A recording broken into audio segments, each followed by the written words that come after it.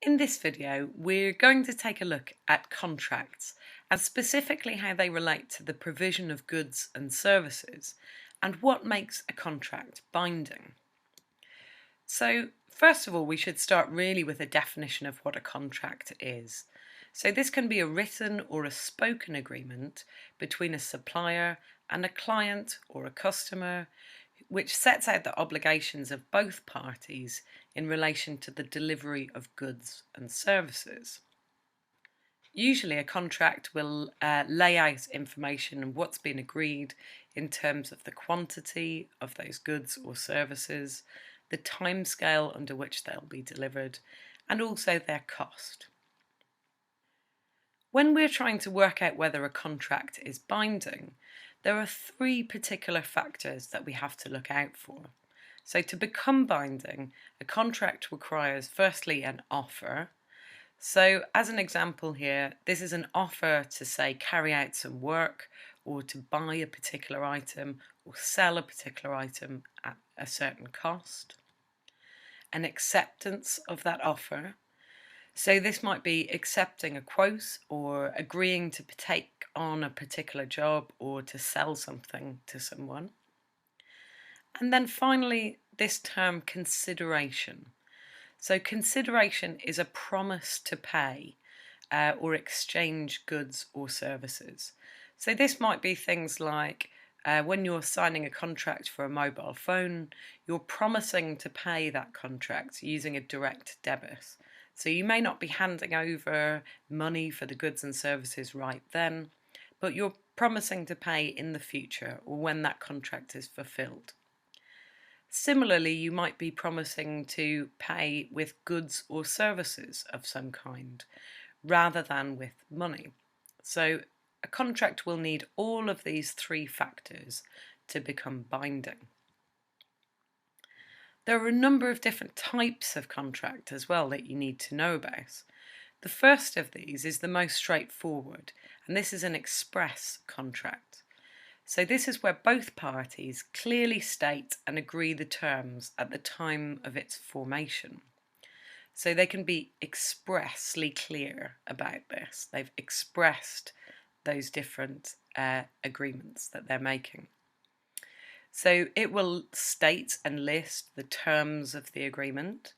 Also maybe things like the credit facilities, so how much the goods and services are going to cost and how they will get paid for. And also things like prices or discounts that might be appropriate. The next type of contract is a little more complicated. So these are implied contracts. This is an obligation that arises from a mutual agreement between two or more parties with the intent to promise or supply goods which has not been expressed in words. So again, we're thinking about when something is implied, when it's not expressed, when it's not explicit, what might be those type of situations? So a good example of this might be when you order food in a restaurant. So you've walked into the restaurant, you've sat down at a table, looked at the menu, and then asked the waiter for particular choices from that menu. At no point have you signed a contract with them that you'll pay for that food, or you haven't even made a verbal contract really with them that you'll do that. It hasn't been expressed. But the implied contract is still there. So the implication is that you will pay for food. You could also look at this in terms of a situation like going to the dentist for a checkup. So again, you've made the appointment, you've turned up, you may or may not have spoken about the cost of the appointment, but the implication is that you're going to pay for those goods and services. The next type of contract is an executory contract. So again, this is an agreement where a future act or an obligation has yet to be performed. So performed here means like executed, like carried out. So this is where executory comes from. And a good example of this would be a lease contract for a flat. So when you sign the agreement, when you sign that rental agreement for a flat, you're promising to pay a certain amount each month, and the landlord is promising to allow you to stay in that space, in that flat, for each month. So these are things that are happening in the future, but it sets out a set of obligations that are yet to be performed. In this case as well, you probably won't have paid in full upfront for anything that's part of an executory contract. When we're talking about contracts, there are also two other terms that we need to work out and work out what they mean in practice. And those are bilateral and unilateral contracts. So a bilateral contract is two-way, so two-way. And that's an agreement in which each party makes a promise or a set of promises to the other party in the contract. So a good example of this type of contract would be buying a house. And here again there's a two-way agreement, a bilateral agreement. On one side, the buyer promises to pay £150,000 to the seller, and the seller promises to deliver the deeds to the property to the buyer. So there are two sides, they're both in agreement, and they've made specific promises to each other that need to be carried out. In contrast to that, there are unilateral contracts. So unilateral, uni is one, so one-way contracts, and this is where only one party to the contract makes a promise.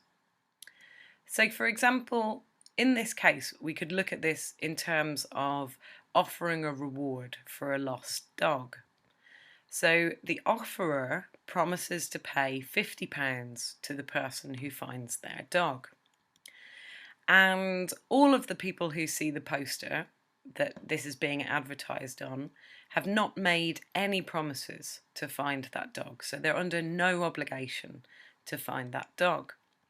However, if someone does find it and returns it to the offerer must pay that promised £50. So only one side of that contract, of the people involved in that contract, made a promise.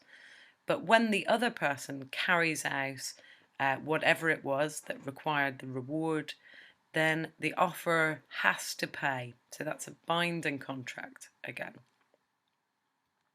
So hopefully now you'll know the difference between express or implied contracts. You'll know what an executory contract is, so that's the one that is yet to be executed, that's going to happen in the future.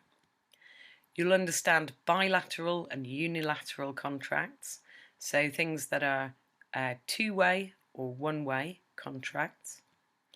And also what those three factors are in any of these type of contracts that will make them binding. So that's the offer, the acceptance, and also the consideration, so the promise that's made within the contract.